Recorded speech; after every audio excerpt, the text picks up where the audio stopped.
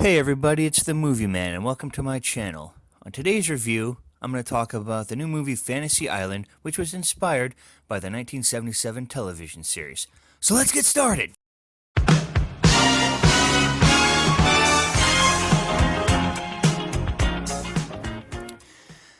So, as I stated in my intro, Fantasy Island is a movie based off of a TV series that ran from 1977 to 1984. The movie and the TV show are incredibly different from one another. The TV show was a dramedy. It had a lot of episodes that were comedic and some that were more dramatic. The movie is a horror film from beginning to end. However, it is worth noting that the movie is what the TV show wanted to be. They wanted the TV show to be scary. However, in the late 70s and early to mid 80s, a lot of what we see in the movie, such as foul language, blood and gore, gun violence, regular old physical violence, you could not show that on TV because the network executives were too afraid that the parents would lose their minds and not let their kids watch the show and boycott not just that show but the whole network. So they didn't. So personally, knowing that information, I feel like the movie was made purely so that Fantasy Island could have its justice and show the world what it really wanted to be. Now, as to the plotline itself, the movie, like pretty much every episode of the show, starts with a group of strangers flying to what I'm only assuming is a Caribbean island. They meet the proprietor of the island, Mr. Rourke. Played by Michael Pena, I might add. We meet the group, Gwen, Patrick, JD, and his brother Brax, Brax. If that is short for something, I don't know. They failed to mention in the movie anywhere. And we also meet Melanie, played by former Pretty Little Liars star Lucy Hale. And pretty soon into meeting everyone, we find out that their fantasies are all vastly different. Patrick never got to meet his father because he died when Patrick was very little, serving in the war. So Patrick, despite being a police officer, never got to fulfill his real dream of enlisting in the military because he promised his mother that he wouldn't because she was too afraid that he would die in combat like his father did. Gwen wants to go back to that night 5 years ago when her boyfriend proposed to her and she said no. JD and Brax are party animals who want to, quote, have it all. And Melanie, her fantasy is to get revenge on her high school bully. Well, everything starts out peachy keen. Gwen is transported back to the night 5 years ago when her boyfriend proposed to her and she said no. JD and Brax are taken to a mansion at a huge rave party where they're the guests of honor.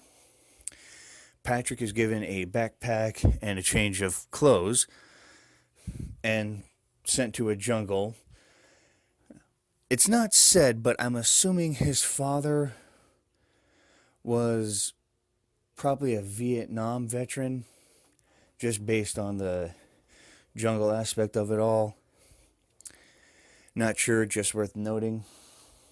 And Melanie is put on an elevator taken down to her ground floor where we see a woman presumed to be her former tormentor tied up and gagged to a chair in a soundproof room. Now, originally, it's Melanie who makes the discovery that not all is right in Fantasy Island, And instead of continuing with the torturing, because she realizes that she's actually killing the real tormentor named Sloane. I should have pointed out earlier that Gwen and Melanie are both convinced that the other people involved are realistic looking holograms. So, when Melanie discovers that her tormentor is real and it's not a hologram, she actually helps her escape. They attempt to meet up with everybody whose own fantasies are sort of taking a dark turn somewhere. JD and Brax realize that the house that is being held at their rave, that they are now live in, was actually stolen from a drug cartel leader whose members believe that JD and Brax killed him. And Patrick is captured by an army unit. I'm not sure if they're friend or foe, but they take him to their commanding officer, who turns out to be Patrick's long-dead father.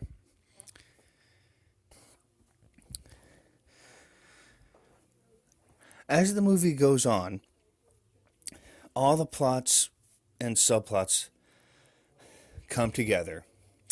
My advice would be for you to pay attention very closely throughout the movie because, and I'm not blaming the actors for this, but the director tried to run multiple subplots at the same time in the movie, and it made it very confusing to watch.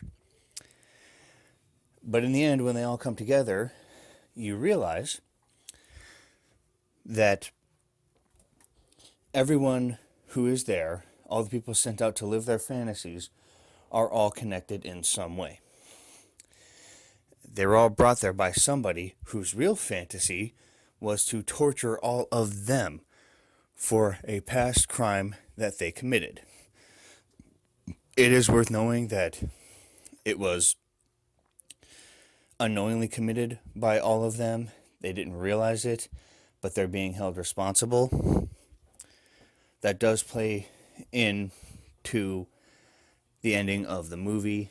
I just feel like you should be aware of that. Now, back when I spoke about Melanie being played by Lucy Hale, I said that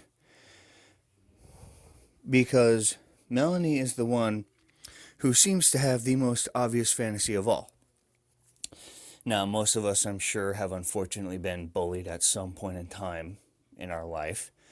So it makes total sense that her fantasy would be to get some revenge on the main perpetrator who bullied her in high school. And I honestly felt like, she was an upstanding person because when she realized that she was about to actually kill her tormentor, she chose instead to save her. I don't know, honestly, if I would have the, for lack of a better word, wherewithal to do that if I were in that same situation. So we think, hey, Melanie is a good person who put her own life on the line to save somebody who, honestly, from what we are told in the movie, wasn't really worth saving. Turns out, Melanie is the reason they're all there.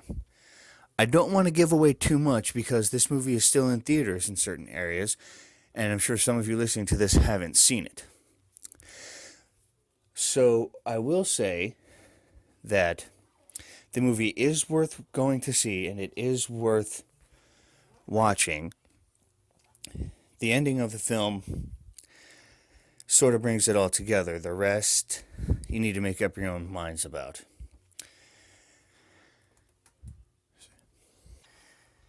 Okay, that does it for this review. My next video is going to be a review of your favorite sports movie. So don't forget to comment down below what your favorite sports movie is. And if it gets the most comments, that's the one I'll do.